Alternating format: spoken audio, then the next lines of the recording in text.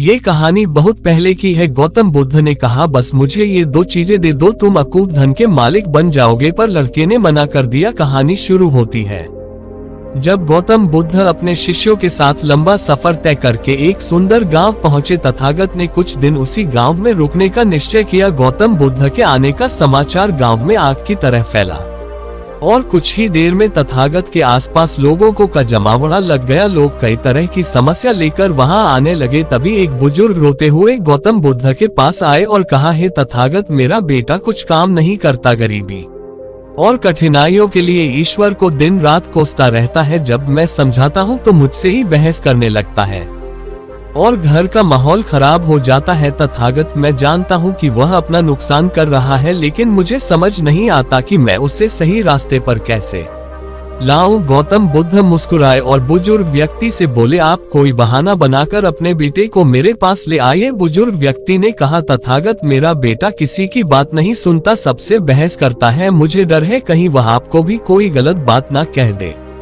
बुद्ध मुस्कुराए राय और बोले, चिंता मत करो, तुम बस उससे कहना कि मैं उसकी सारी समस्याओं का समाधान कर दूंगा। गौतम बुद्ध की बात सुनकर कुछ लोग बुजुर्ग के साथ उसके बेटे को बुलाने चल दिए। दोपहर का समय था। लड़का अपने कमरे में सो रहा था। घर पहुंचते ही सबने जगाया और उसे समझाना शुरू किया, लेकिन लड़का साथ चलने को तैयार नहीं हुआ। वह बस इतनी सी बात दोहराता रहता, इस सारे साधु पाखंडी और नकली होते हैं, मैं इनकी बातों में आने वाला नहीं। लेकिन जब गांव वालों ने उसे बताया कि बुद्ध उसकी हर परेशानी का समाधान कर देंगे, तब जाकर वो गौतम बुद्ध से मिलने को राजी हुआ। बुजुर्ग अपने बेटे को लेकर जब गौतम बुद्ध के पास पहुंचे तो लड़का बुद्ध को घूरते हुए बोला, किस बात के लिए आपने ने मुझे यहाँ बुलाया? अगर आप ये चाहते हो कि मैं ईश्वर को कोसना बंद कर दूं तो मैं ऐसा कभी नहीं करूंगा, क्योंकि ईश्वर ने मुझे इस बेकार शरीर के अलावा दिया गया है।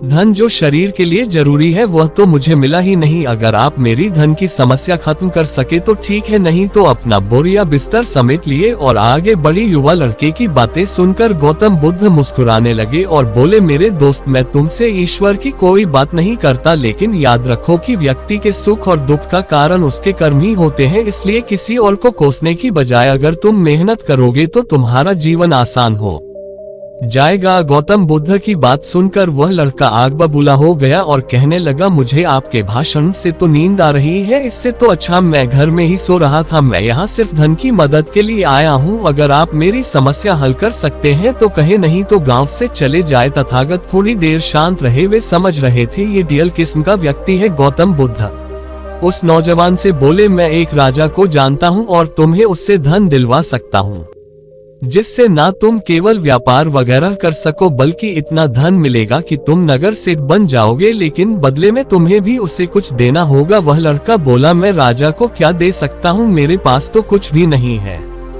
गौतम बुद्ध ने कहा, राजा का एक पुत्र है जो जन्म से ही नेत्रहीन है। राजवैद्य ने कहा कि अगर राजकुमार को किसी जीवित व्यक्ति की आंखें मिल जाएं तब वह ठीक हो सकता है।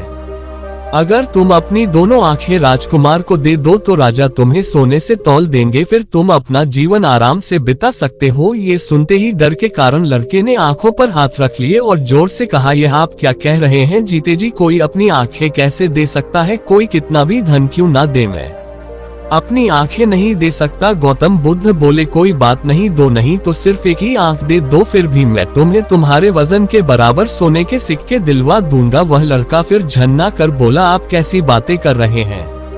मुझे सोने के चाहे जितने सिक्के मिल जाए, मैं अपनी एक भी आंख नहीं दे सकता, मेरी आंखें अनमोल है। गौतम बुद्ध ने कहा, अगर तुमको और धन चाहिए तो बोलो, राजा मना नहीं करेगा। लड़का बोला, मेरी आंखें अमूल्य हैं, कृपया आप ये कहना बंद कर दें, मुझे किसी भी कीमत पर अपनी आंखें नहीं बेचनी। लड़के की बात सुनकर गौतम बुद्ध ने कहा, मेरे प्यारे दोस्त, अभी कुछ समय पहले ही तुम अपने शरीर को बेकार कह रहे थे, कोस रहे थे, और अब तुम कह रहे हो कि तुम्हारी आंखें अनमोल हैं। आंखें तुम्हारे शरीर का छोटा सा हिस्सा है। अगर तुम्हारी आंखें अनमोल हैं तो तुम्हारा शरीर कैसे बेकार हो सकता है?